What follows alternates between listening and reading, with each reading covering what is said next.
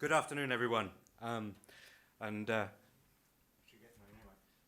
Kamp, I've got a couple of things that maybe will be interesting to you as well as we go through. Perhaps we can have the clicker. Okay, good. So what I'd like to do today is tell you, first of all, a little bit about the catapult, and then move on to providing you with some information, some insights, and perhaps some inspiration for the future.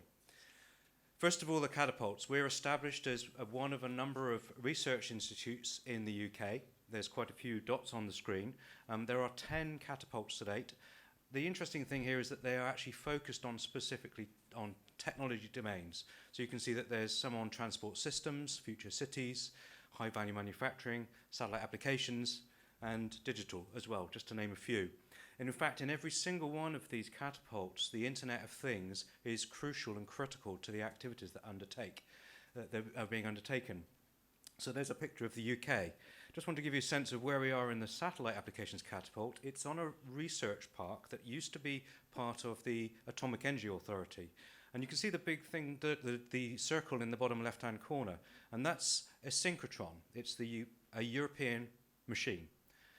And the concept here is, for us to be able to do proper science, we need to do things not as a nation, but as a continent, as Europe, but also as part of a global, a part of humanity as well. And from the satellite applications catapult perspective, that's very, very important. And we think ourselves not only as citizens of the UK, citizens of Europe, but also citizens of the solar system, because, of course, we're talking about space here. You can see that on the site we have the Rutherford Appleton Labs and the European Space Agency's Centre for Applications and Communications. So there's quite a lot going on. There's now 69 space companies based on the site, and they come from all over the world. But today I want to talk a little bit about why we're moving into this area of Internet of Things, especially mobile IoT, and some context for this. What you can see on the screen here are the average one-way commute times across the UK to get to work. And the source from here is the Trade Unions Congress. And of course, their perspective on matter was that, it might be 7.5 hours in your working day, but it takes a lot longer if you take into account how long it takes to get there and get home again. But one of the most interesting observations here is that, actually, I don't know if anyone spotted this, the women are always faster than the men, which is probably something that we want to reflect on at some point, but right now I'm not going to do that. But the key thing here is it doesn't matter whereabouts in the UK you are, it takes a long time to get to work. And what's interesting, the trends are getting worse. So you can see on the left, these are Office of National Statistics information showing that the darker the colour, the more people are using their cars to get to work, and on the right, the lighter the colour, the less they're using it. The challenge here is, of course, we have infrastructure overload. And you can see there's a picture of me coming to work this morning. It wasn't a very pretty picture.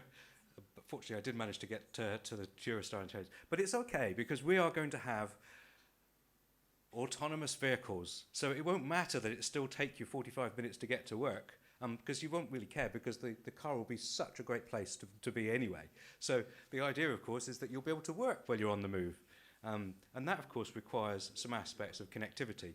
Now, these artistic impressions are, for want of a better idea, there's some vision. But the reality of the situation is you only need to go to any major conference these days. If you go to ITS Europe, for instance, or ITS World Congress, you will see that every single vehicle manufacturer are driving their own vehicles to the event. So the reality is it doesn't look like that. It looks like a car. In fact, this car was not at ITS, this was at Satellite 2016, because on the roof of the vehicle are the latest satellite antennas being developed to deliver connectivity to the vehicle. This is principally for passenger communications. But of course, once you've got connectivity on the vehicle, you can use it for a lot of other things as well. And today we're going to talk about IoT. One of the things that's already been mentioned today is safety. Safety and mobile IoT come together. So as of next year, every single car that's sold in Europe must have the ability to generate an emergency call when it's involved in an accident. The technology that enables that is SMS and voice, GSM. How old is that? The problem therein is if you think about what's happening in the digital transformation of the emergency services, I've got a little picture of an event that we held ourselves. Actually, the emergency services now are able to be much, much more effective because they can get access to data. But they can't if the only thing is SMS and mobile somebody, excuse me, do you need an ambulance? Sorry, that's not going to be sufficient. When you consider that the vehicles themselves are sensor platforms, you could tell whether the vehicles, the doors are open, whether it's upside down, whether it's on fire, whether the seat belts are on. All of that information, in principle, the vehicle knows about. And with the appropriate privacy changes, you could provide that data through a digital interface so that the interventions can be more effective. This is kind of the transition moving forwards. And the next generation of the mandate will be looking at powered two-wheeled vehicles and commercial vehicles. Once you have that infrastructure in place, you can actually do a lot more than just provide emergency services. To the point where this interesting looking car in the bottom hand corner here is actually a collaboration between Inmarsat and Continental that's just been announced for providing ubiquitous global connectivity for over-the-air provision of services to vehicles. Just touching a little bit more about this. Here's some challenges. This is a picture of the UK. We like to call it the UK because it's still united.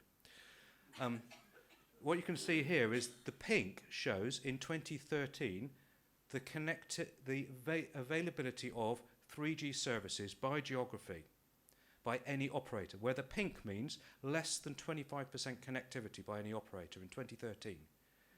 You think, well, that's 2013, we're now 2017, but in 2013 was the first year globally that the investment in 4G technology, which is the green, overtook the investment in 3G technology.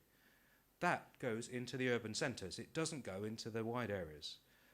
And the same thing is going to happen with 5G. Now, this is a particular challenge. Now, one of the considerations is this is by geography. It's not by the road network.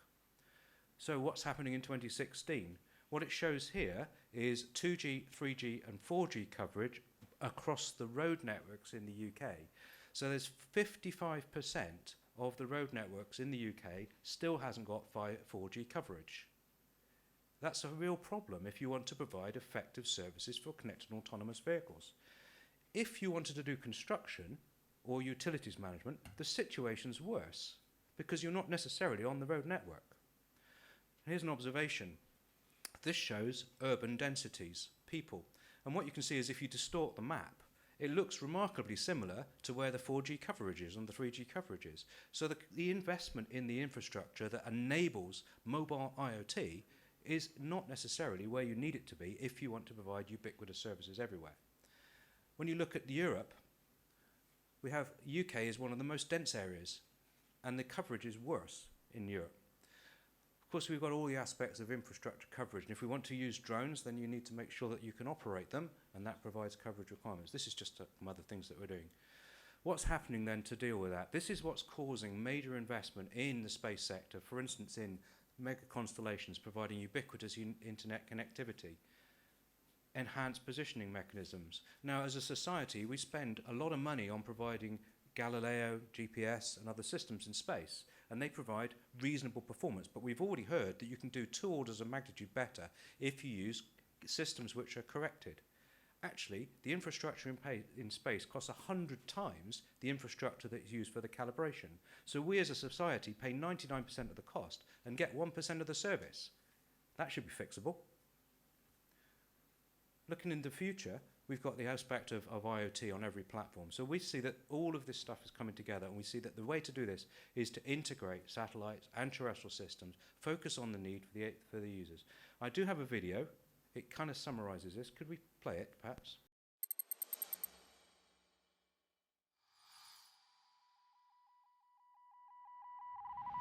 Movement defines our world. Billions of interconnecting journeys made every day, creating the most complex system on Earth. We want to travel further, faster and cheaper, to reach our destination safely and have goods delivered just in time from anywhere around the world. Space is powering a new era of intelligent transport, helping us address the impacts of our lives in motion and allowing different technologies to work together, creating seamless connectivity and pinpoint positioning. That means we'll know when our bus will show up. Data from satellites and ground-based sensors will tell operators and passengers where buses are in real time, which is especially useful in rural areas where services are less frequent. On board, passengers will have access to news, traffic updates, weather and entertainment, beamed via satellite. 64% of journeys are still made by car, with the average commute time nearly an hour. UK commuters spend 1 year of their lives getting to and from work. This is a burden on people and the economy. A host of new technologies are coming into play, however, that will fundamentally change the experience of travelling. They are all connected by space. 15 years ago, global navigation satellite systems revolutionized how we find our way about. Today, new satellite constellations will provide positioning to sub-centimetre levels of precision, making navigation even more accurate, while sensors embedded in junctions, bridges and buildings will give motorists real-time information instantly updated.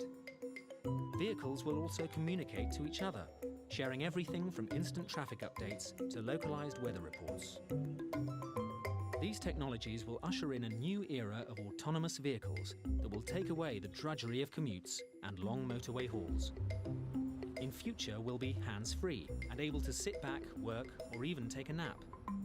When we get to our destination, cars will park themselves in pre-booked spaces and automatically begin recharging. This isn't some distant science fiction future. By 2017, all new cars, lorries and motorbikes will be able to automatically alert emergency services in the event of an accident, cutting response times. Satellites play a vital role in providing top cover, ensuring the system works everywhere, every time. That also includes ensuring that police, fire and ambulance services can talk to each other and share data easily and securely. Even before we set off on a journey, space will be there, helping. We'll plan trips involving very different modes of transport, cars, trains, bicycles or walking, and see them as a single event, along with alternative routes and last-minute updates. Air travel will evolve too. Thanks to satellite communications, air traffic control will have far more accurate arrival times, so on-the-ground delays and congestion are greatly reduced. After takeoff, space data will help aircraft route around bad weather or take advantage of favourable tailwinds, shortening journey times and cutting fuel costs. And on board, Wi-Fi will be an unremarkable reality for all passengers, not just a perk in business class. The way we travel is changing, thanks to space. It's just one example of how we're innovating for a better world, empowered by satellites. Thank you. That was a reasonably entertaining presentation.